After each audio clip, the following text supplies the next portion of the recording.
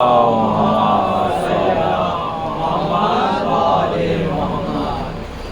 الطيبين الطاهرين المعصومين المظلومين ولعنة الله على دائم الغاصب الحقوق المجمعين من الآن إلى قيام يوم الدين. أما بعد، فقد قال الله تبارك وتعالى في كتابه الحكيم: بسم الله الرحمن الرحيم، ما أرسلناك إلا رحمة للعالمين. صلى الله عليه وسلم.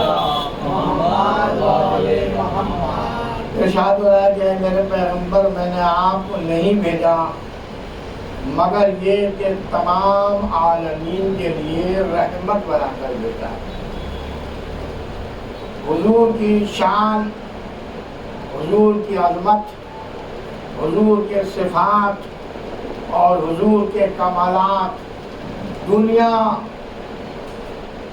کبھی بھی بلا نہیں سکتی. وہ ختمی مرتبت بن کر اس دنیا میں تشریف لائے اور انہوں نے تمام انبیاء کی تمام تر محنتوں کو کارآمد بنا دیا.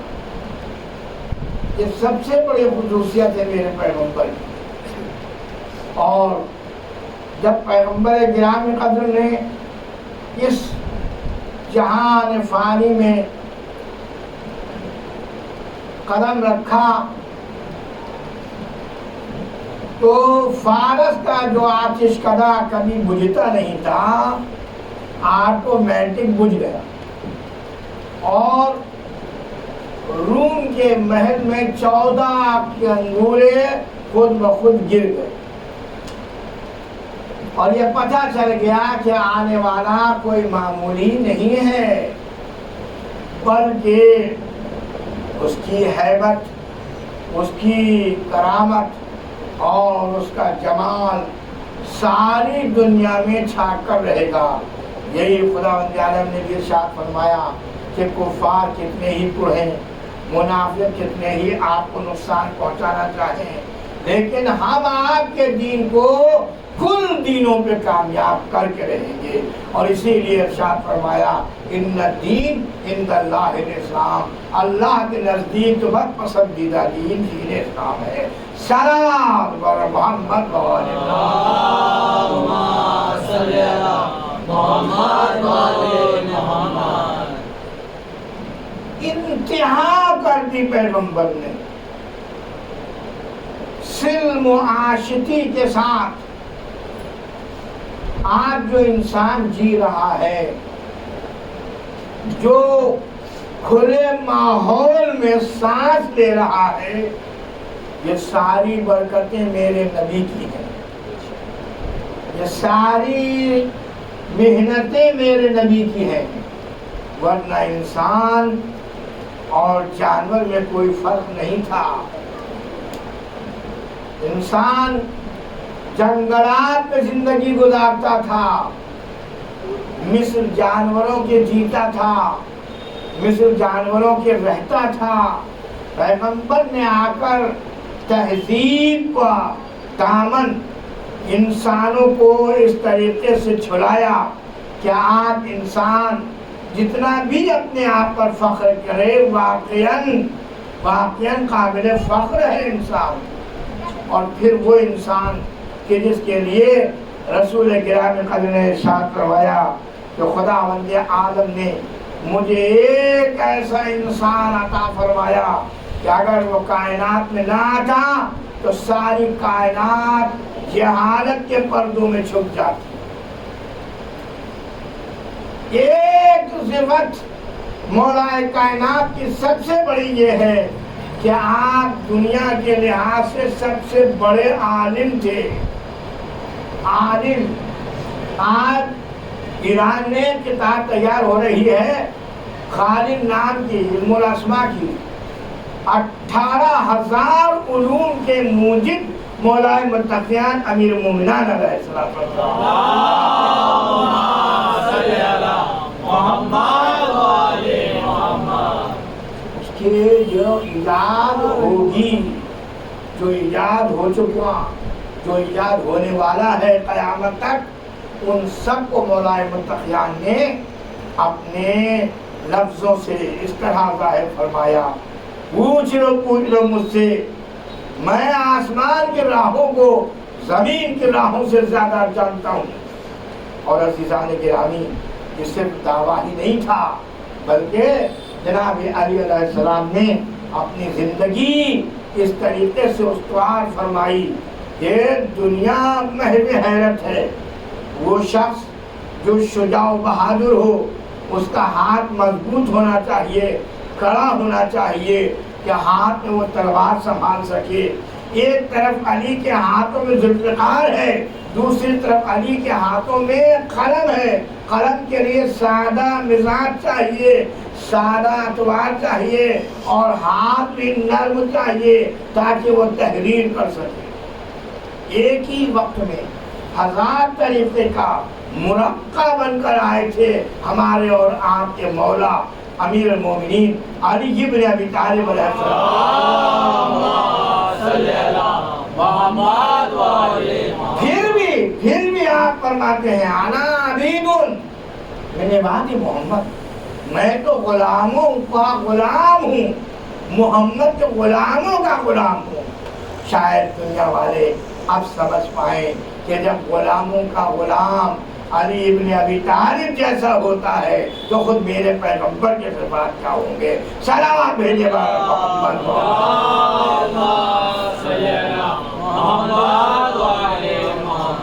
یہی وجہ تھی کہ پیغمبر سب سے زیادہ اپنے اہل بیت میں علی علیہ السلام سے محبت کرتے تھے۔ ایک روز جناب ام سلمہ فرماتی ہیں کہ میں نے دیکھا پیغمبر گرامی قدر دروازے پر کھڑے ہوئے ہیں اور بار بار یہ فرما رہے ہیں، خدایا تو مجھے اس وقت تک موت نہ دینا جب تک کہ میں تیرے علی کی زیارت نہ کروں۔ جناب ام سلمہ نے فرمایا کہ حضور آپ ایسا کیوں فرماتے ہیں؟ جب انہیں یاد دلایا کہ پیغمبر گرامی قدر نے علی علیہ السلام کو کہیں کسی جگہ کام سے بھیجا ہے اور علی کو آنے میں دیر ہو گئی، تو مولا فرما رہے ہیں خدایا مجھے اس وقت تک موت نہ دینا جب تک کہ میں تیرے علی کی زیارت نہ کروں۔ یہ والہانہ محبت تھی پیغمبر گرامی قدر کی، اور واقعاً جس طریقے سے جناب ابو طالب نے ان دونوں کی تربیت کی تھی، اس کا پورا نمونہ بنے تھے محمد و علی۔ جناب ابو طالب بچپنے میں دونوں کو پروان چڑھا رہے تھے، اور عالم یہ تھا کہ جب پیغمبر گرامی قدر اپنے بستر پہ سو جاتے تھے تو رات میں آ کر کے ان کو اٹھا کے علی علیہ السلام کے بستر میں سلا دیتے تھے، اور علی علیہ السلام کو نبی کے بستر میں سلا دیتے تھے۔ کبھی جعفر کے بستر میں سلا دیتے تھے، کبھی یاسین کے بستر میں سلا دیتے تھے۔ مولا روز آنا صبح اٹھ کر جب پوچھتے تھے بابا میں سوتا تو اپنے بستر پہ ہوں، اٹھتا بھائی جان کے بستر سے ہوں، فرماتے تھے تجھے نہیں معلوم یہ فرستاد خدا ہے، یہ نبی ہے، اور میں نہیں چاہتا کہ کوئی بھی دشمن اس پر حملہ کرے اور یہ ذبح ہو جائے اور میرے بچے باقی رہ جائیں، لہذا میں تم کو رات میں ان کے بستر میں سلا دیتا ہوں۔ شاید یہی حسین موقع تھا کہ جو منظر پیغمبر کو یاد رہا، اور جب پیغمبر کو حکم ہوا کہ آپ ہجرت فرما جائیے، دشمن آپ کو چاروں طرف سے گھیرے ہوئے ہیں، تو پیغمبر نے علی علیہ السلام کو بلایا اور فرمایا اے علی آپ میرے بستر پر سو جائیے۔ علی علیہ السلام نے نہایت حیرت سے پوچھا مولا آپ تو جانتے ہیں کہ میں شب میں 1000 رکعت وقت نماز پڑھتا ہوں، لہٰذا مجھے رات کو نیند نہیں آتی ہے، لیکن آخر کار اگر آپ کا حکم ہے تو میں ضرور سو جاؤں گا، لیکن صرف اتنا بتا دیجئے کہ کیا میرے سو رہنے سے آپ کی جان بچ جائے گی؟ پیغمبر نے فرمایا ہاں، مجھ سے یہی وعدہ ہوا ہے۔ جناب علی علیہ السلام گھر میں تشریف لائے، پیغمبر گرامی قدر کے بستر استراحت پر آرام فرمایا، چادر اسی طرح سے اوڑھی جیسے پیغمبر اوڑھتے تھے، جوتیاں اسی جگہ پر اتاری جس جگہ پر پیغمبر اتارتے تھے۔ آپ سوچ سکتے ہیں کہ 40 ننگی تلواریں لے کر قریش پہرا دے رہے تھے گھر کا، کیا آج محمد آ جائیں تو ہم ان کا قصہ تمام کر دیں گے؟ لیکن جب رات نصف گزر گئی اور پتہ ہی نہ چلا کہ کب پیغمبر آئے، کہاں چلے گئے، تو جھانک جھانک کر دیکھ رہے تھے پیغمبر ابھی سو رہے ہیں، پیغمبر ابھی سو رہے ہیں، محمد ابھی سو رہے ہیں، لہذا کوئی بھی حملہ نہ کرے، سوتے ہوئے آدمی پر حملہ نہیں کیا جاتا۔ ابھی تو رات پوری گزر گئی، ادھر یہ عالم تھا کہ جناب علی علیہ السلام خود فرماتے ہیں کہ میں آج کی رات جیسا سویا ویسا کبھی نہیں سویا تھا، ویسا کبھی سویا ہی نہیں تھا۔ یعنی ابھی علی علیہ السلام کے ٹھار سو گئے اور سچ مچ سو گئے۔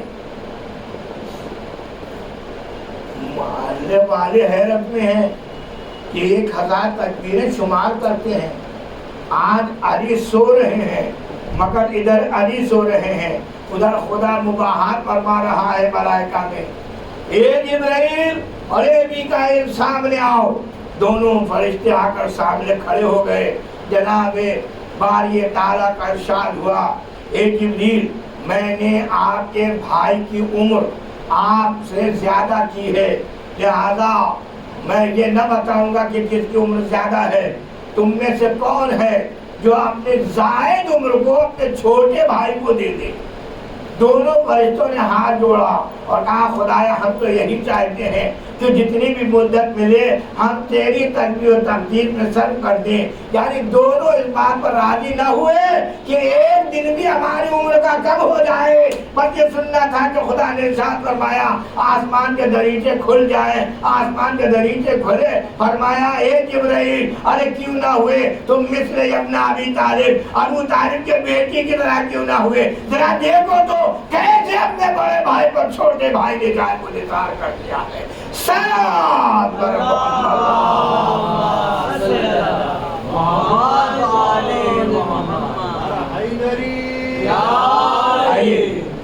اب جائیے آپ دونوں اور جا کر کے ان کی حفاظت کی۔ جبریل سراہنے بیٹھ گئے، میکائیل پاچی بیٹھ گئے اور بار بار یہ کہہ رہے تھے بخش کا جنگا نہیں جا رہا۔ یہ ابو طالب کے بیٹے آپ سے بڑھ کر کون ہوگا؟ اور خدا مند عالم نے تحفہ درود و سلام کے ساتھ ارشاد فرمایا وَمِنَ النَّاسِ مَن يَشْرِ نَفْسَهُ ابْتِغَاءَ مَرْضَاتِ اللَّهِ۔ اے جبرائیل جا کے علی کو یہ مژدہ سنا دو کہ میں نے تمہارے نفس کو خرید لیا ہے اور تم اس کے بدلے میں اپنی ساری مرضیاں تمہیں دے دی ہیں۔ صلوات پر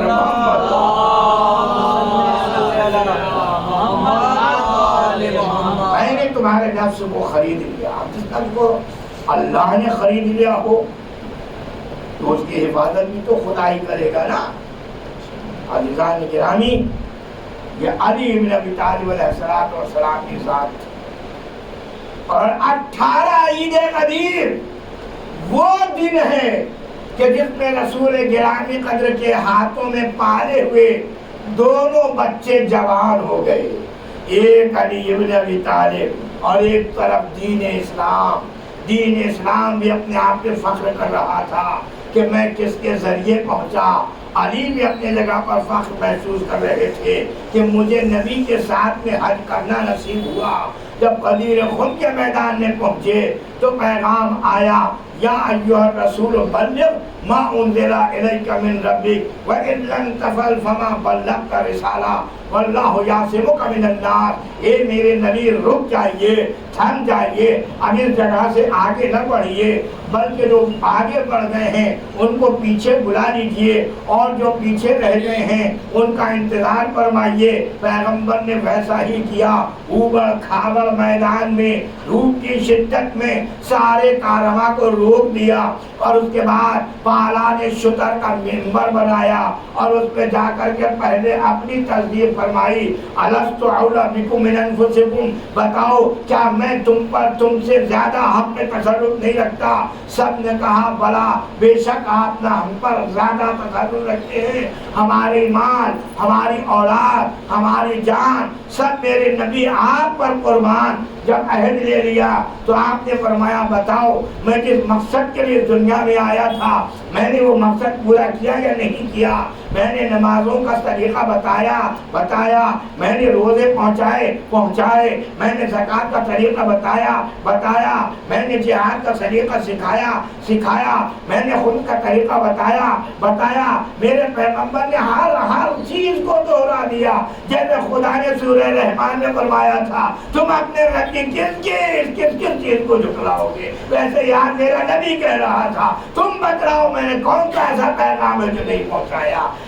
کوئی ایک نہ بتا سکا، سب نے کہا آپ نے سب پیغام پہنچا دیے۔ تب میرے نبی کھڑے ہوئے پالان شتر کے منبر پہ اور ایک مرتبہ علی کا ہاتھ پکڑا اور فرمایا من کنت مولا فھذا علی المولا۔ دیکھو بس یہی رہ گیا تھا جو میں پہنچانے سے رہ گیا تھا، میرا خدا میری رسالت چھین لے، اگر میں علی کو نہ پہچانواؤں اسے پہچان لو تو گویا تم نے دین اسلام کو بھی پہچان لیا اور خدا کی نعمتوں کا بھی شکر ادا کر دیا۔ خداوند عالم نے اس کے جواب میں یہ آیت بھیجی الیوم اکملت لکم دینکم واتممت علیکم نعمتی ورضیت لکم الاسلام دینا۔ اے میرے نبی آج کے دن میں نے آپ کے دین کو کامل کر دیا، میں نے آپ پر اپنی نعمت کو بھی تمام کر دیا اور آپ کے دین اسلام سے راضی ہو گیا۔ سلام بھیجنے والا محمد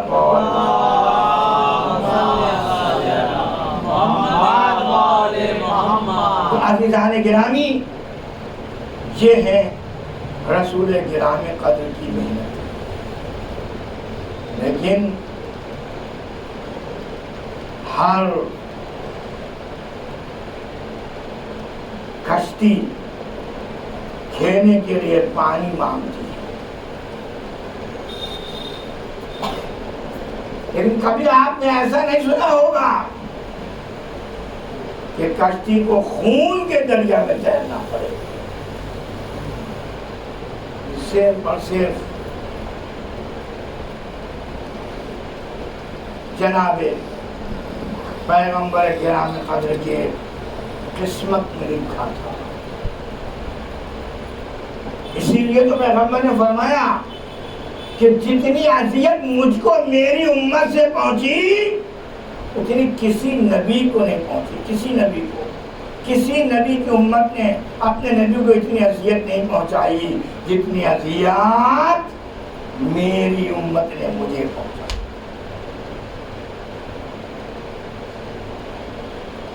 وہ حضرت ابراہیم تھے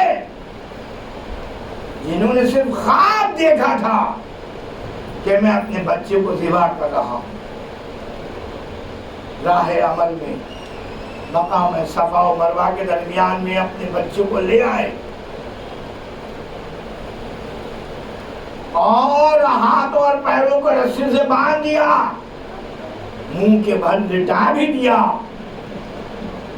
مگر بچے نے ایک مرتبہ کہا بابا آپ میرے بابا ہیں، بڑے رحم دل ہیں، آپ سے یہ منظر نہیں دیکھا جائے گا، لہذا میرے بابا آپ اپنے آنکھوں پہ پٹی باندھ لیجئے۔ جناب ابراہیم علیہ السلام نے اپنے آنکھوں پہ پٹی باندھ لی بیٹے کے کہنے سے پٹی باندھ لی آنکھوں پہ، اور اب اس کے بعد جناب اسماعیل علیہ السلام منہ کے بھر زمین پر لیٹ گئے۔ حضرت ابراہیم علیہ السلام نے چھری کو چاہا کہ اپنے بچے کی گردن پہ چلائیں کہ اللہ نے دفتن جبریل کو بھیجا اور جبریل نے بچے کو ہٹا کر کے دمبا پیش کر دیا. جناب ابراہیم کو خبر بھی نہ پہنچی، حرکت بھی نہ ہوئی، پتہ ہی نہ چلا کہ کب چھری پلٹ گئی اور کب چھری سیدھی ہو. لیکن جب چھری چلا رہے تھے جناب ابراہیم تو آپ کا دل دھڑک رہا تھا. یہی وجہ تھی کہ چھری چلانے کے بعد جب خون کا فوارہ آپ کے دہنے مبارک تک پہنچا تو آپ نے فوراً پٹی کو ہٹا دیا، فوراً پٹی کو ہٹایا اور چاہا کہ دیکھیں واقعی کیا میرا بچہ ذبح ہو گیا.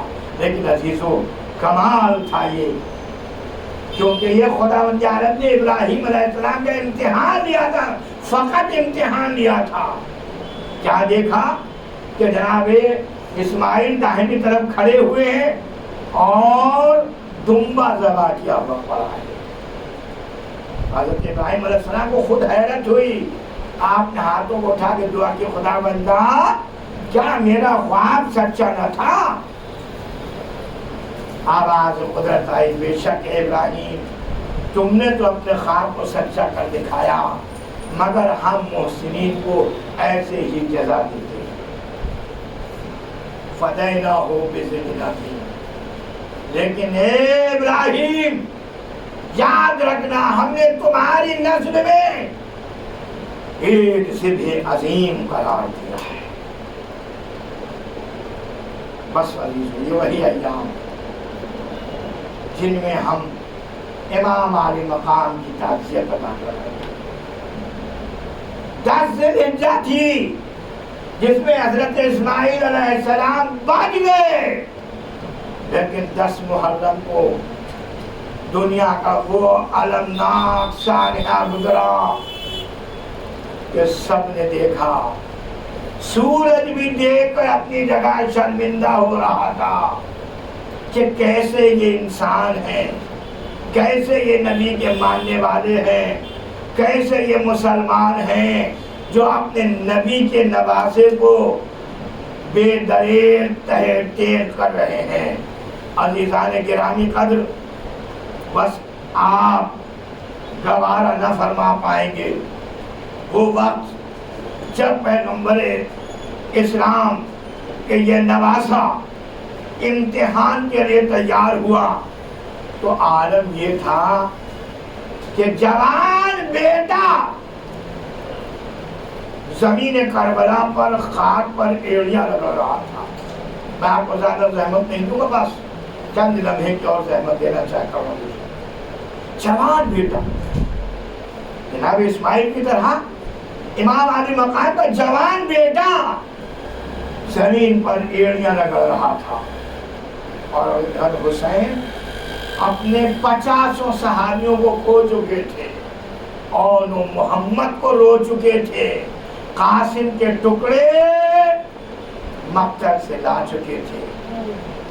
عزیزان گرامی، اور بعض روایات کے مطابق اس میں اختلاف ہے کہ ابو الفضل عباس کی شہادت پہلے ہوئی یا حضرت علی اکبر کی، لیکن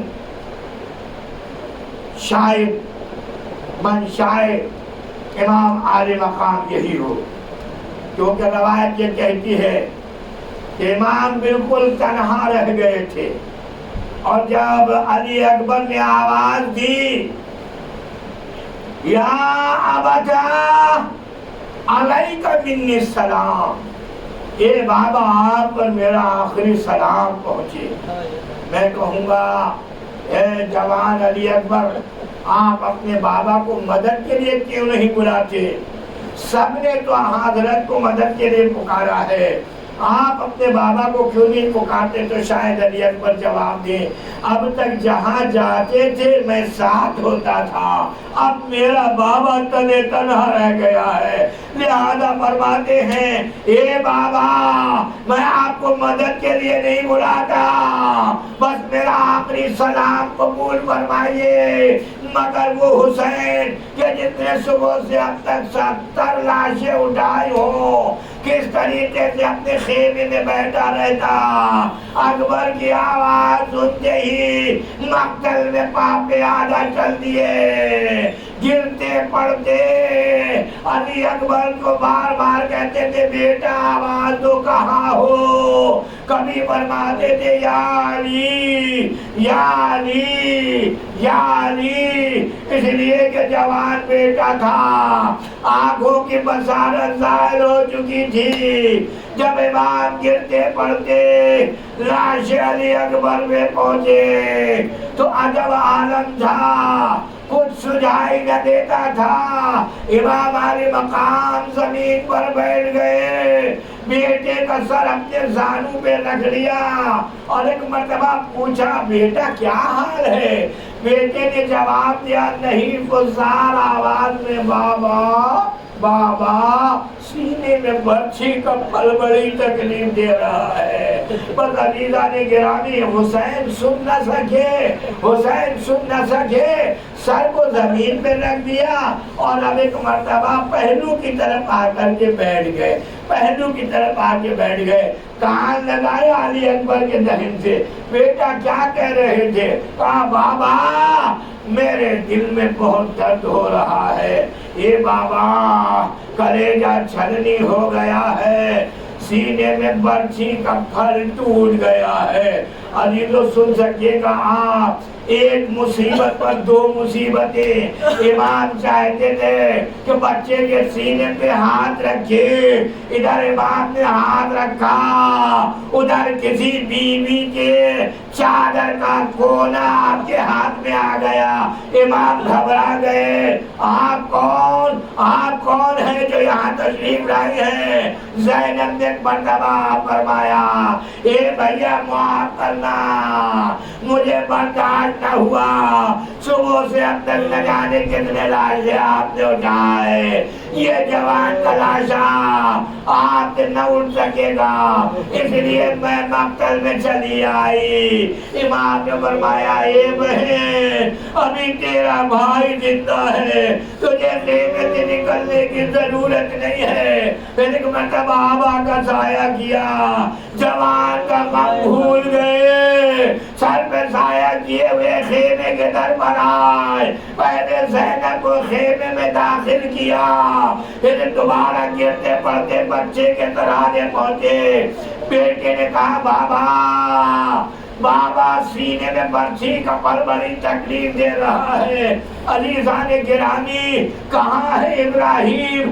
شاید وہ بھی مقتل میں آ گئے ہوں گے، شاید یہ منظر دیکھنے حضرت اسماعیل خود تشریف لائے ہوں گے، شاید موسیٰ و عیسیٰ بھی آ گئے ہوں گے. تمام انبیاء کا مجمع ایک طرف تھا، فرشتوں کا فرشتوں نے سایہ کر لیا. حسین امتحان دینے چلے، جوان بیٹے کے سینے میں ہاتھ رکھا، کلیجے میں ہاتھ ڈالا اور ایک مرتبہ فرمایا یا علی. لیکن اب جو حسین نے کلیجے میں ہاتھ ڈال کر برچھی کا پھل پکڑا تو برچھی کے پھل کے ساتھ ساتھ علی اکبر کا کلیجہ بھی نکل آیا. امام پر کیا گزر گئی؟ فرماتے تھے بیٹا مجھ پر سخت دشوار تھا، میں تیری مدد نہ کر سکا. پھر لاشیں کو اٹھایا لے کے چلے خیمے کی طرف. واللہ کیا ہمت تھی حسین کی. خط زمین پر، پیر زمین پہ خط دیتے جاتے تھے. ایک مرتبہ رہا نہ گیا، آواز دی اے بنی ہاشم کے بچوں آؤ اور جوان کا لاشا خیمے میں نہ لے جاؤ. ننھے بچے خیمے سے برآمد ہوئے اور ایک طریقے سے علی اکبر کا لاشا خیمے میں لایا گیا. ام لیلہ کو بلایا گیا. جب ام لیلہ نے اپنے بچے کا یہ عالم دیکھا تو سر سجدے میں رکھ کر کہہ رہی تھی خدایا اس قربانی کو قبول کر لے، میرے سرپرست کو محفوظ فرما.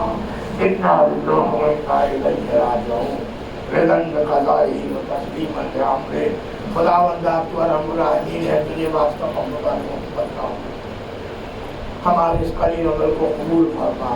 تمام بیماروں کو بیمار کربلا کے صدقے میں صحت عطا فرما. بے روزگاروں کو روزگار، صاحبان روزگار کو ترقی عطا فرما، تمام مومن و مومنہ جو ہمارے سامنے سے گزر گئے ہیں ان کی مغفرت فرما، جو حاضر ہیں ان کے دل مقاصد کو پورا فرما۔ معبود حقیقی جو ارحم الراحمین ہے، جو بیٹیاں گھر میں بیٹھی ہیں ان کو جلد سے جلد ان کے شوہروں تک پہنچا دے۔ اے معبود حقیقی تو ارحم الراحمین ہے، تجھے واسطہ محمد و آل محمد کا، علماء کا سایہ سر پر باقی رکھ، امام الزمانہ کے ظہور میں تعجیل فرما، ہمیں ان کے ناصرین میں شمار فرما۔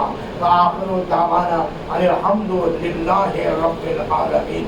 ماتم حسین حسین حسین حسین محمد صلوات